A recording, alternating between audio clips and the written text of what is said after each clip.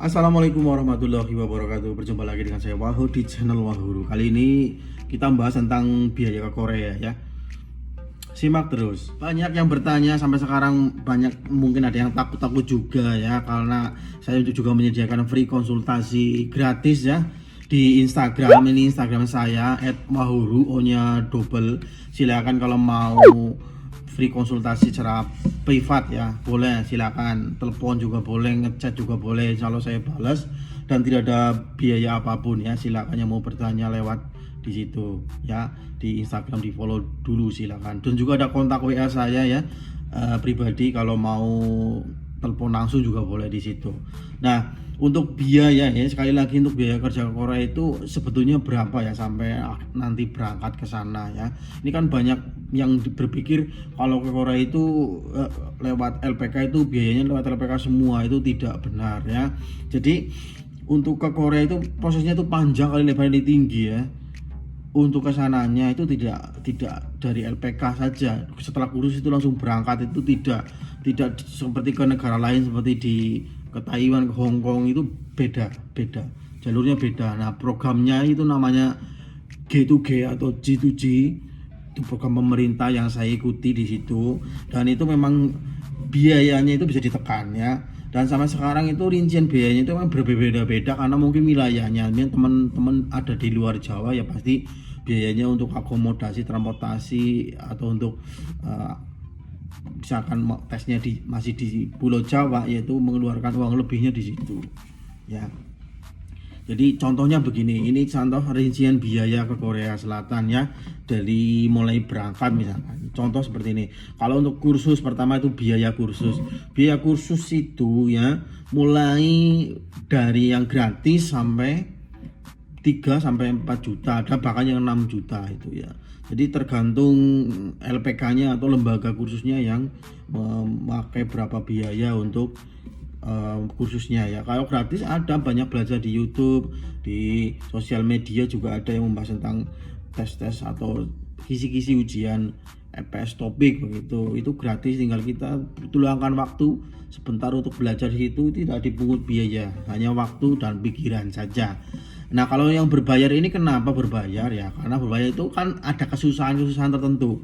Ada kesusahan, semakin susah semakin bayarnya mahal, iya kan? Betul. Makanya kalau ada lembaga kursus yang mahal biayanya itu karena mungkin di situ susah atau bahasanya susah, jadi semakin tidak paham semakin mahal biayanya. Mungkin kita semakin tidak, mungkin dari segi kita tidak paham satu kali dua kali, makanya kursusnya berulang-ulang ya. Jadi pastikan dulu kita kalau sebelum masuk kursus itu belajar yang standarnya dulu, misalkan membaca hurufnya atau belajar kosakata yang sederhana dulu. Nah, itu yang penting, A I U nya gitu ya, abjadnya dulu, biar nanti kalau masuk tinggal kosakatanya diperbanyak. Itu yang penting di situ, sama struktur kalimat seperti itu. Makanya biayanya bisa 0 sampai dengan tak terbatas itu kalau mau ikut LPK ya. Nah, kemudian kalau nggak lulus ya pastinya kan kita ngulang lagi ya di LPK. Misalnya ada LPK yang membolehkan untuk mengulang gratis sampai lulus, ada juga yang mematok biaya lagi karena khususnya sudah gelombangnya baru. Jadi pastikan dulu, tanya ke LPK-nya, kalau saya nggak lulus ini gimana, ngulang lagi apa saya bayar lagi? Kalau saya bayar lagi ya siapkan dana lagi. Jadi kalau masuk LPK sudah punya dana lah, minimal begitu. Dari mana dananya? Yaitu pinjem lah, atau punya uang gaji kalau belum bekerja ya pinjem.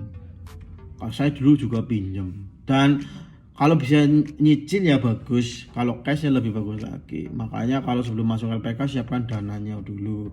Itu yang pertama keluar dana itu di situ, di biaya khususnya dulu. Selain itu belum ada lagi. Nah, ketika sudah ada LPK ya, atau masuk LPK atau belajar mandiri lewat online itu ya, nanti ada untuk belajar mungkin ada ujian. Nah, ketika ada ujian datang, biasanya kalau yang ikut LPK itu pasti ada ya persiapan ya untuk ujian ya.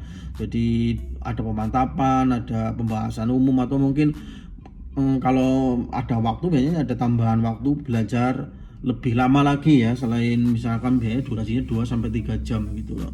Pentingnya kalau ada LPK, kalau tidak ya kita harus nyari info-info di YouTube, di itu juga banyak sekali ya. Jadi yang pastikan itu infonya valid dan terbaru, itu update di situ. Jadi nggak jauh beda lah ya, karena yang proses Korea itu memang masih sudah banyak yang memberikan info-info yang cukup valid ya, seperti itu. Nah, ketika nanti lulus ini biaya yang dikeluarkan lagi itu yang paling jelas keluar itu pertama kan kalau belum punya paspor itu juga bisa buat paspor dulu ya. Buat paspor dulu itu kan sekitar gratis sampai dengan 350 ribuan. Itu tergantung juga, kalau gratis lewat online juga bisa untuk paspornya. Kalau mau gratis, kalau mau dapat yang berbayar ya sekitar 350 ribuan ya. Pertama itu buat paspor dulu. Kemudian medical. Nah, ini medical ini 800 sampai 1,4 juta. Ini tergantung daerah, tergantung kliniknya, juga tergantung kondisi masing-masing teman-teman kesehatannya bagaimana. Kalau kesehatannya memang ya karena ada satu hal dua hal yang bikin kesehatannya itu dipending, medicalnya itu harus diulangi lagi, diobati dulu dan sebagainya, itu karena medical itu sekitar 800 ribuan sekarang ya, sampai dengan 1,4 jutaan itu disiapkan juga uangnya. Itu buat apa sebetulnya? Itu buat sending data. Ini pentingnya. Jadi setelah lulus kan dapat sertifikat sending data. Untuk sending data itu dibutuhkan paspor dan medical. Dokumen-dokumen itu nanti di sending data atau dibuat untuk dikirim untuk data kita, lamaran kita ke HRD Korea. Itu pengeluaran untuk sending data. Nah, sending itu gratis ya.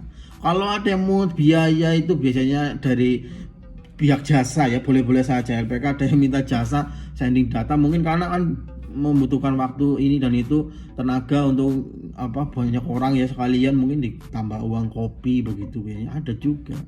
Ya gratis juga banyak. Bisa penyiapan datanya yang apa saja yang penting, terus untuk bimbingannya itu kan, orang membimbingkan itu kan ya mesti ada yang berbayar begitu. Jadi kalau misalkan ya ada oknum-oknum yang meminta bayaran atau biar cepat disetujui atau jasa yang mendapat SLC itu adalah bohong. Tidak ada dari APK misalkan sih biar cepat bayar segini sampai puluhan juta itu buat lulus dapat SLC langsung cepat berangkat, itu bohong ya. Hati-hati di situ ya teman-teman. Setelah itu ada biaya yang lumayan banyak disiapkan, yaitu saat prelim. Prelim itu persiapan itu yang jelas paling banyak itu kan biasanya nama nunggunya perlu waktu sekitar hampir 15 sampai 20 juta. Itu kan untuk biaya tiket pesawat, biaya prelim, biaya akomodasi dan sebagainya di prelim itu ya, di tempat masing-masing BP2PMI atau bahkan ada yang di hotel sekarang prelimnya, yaitu yang disiapkan lebih banyak biayanya ya. Jadi itu persiapannya, jadi nggak usah buru-buru, yang penting nanti kalau saatnya prelim ya mengeluarkan uang segitu, saatnya ujian ya bayar ujian dulu. Itu biaya yang dikeluarkan ketika ingin bekerja di Korea lewat jalur G2G atau government to government. Semoga membantu. Kalau konsultasi gratis silakan DM atau WA di Instagram saya cantumkan ya. Terima kasih, saya Wahyu. Wassalamualaikum warahmatullahi wabarakatuh.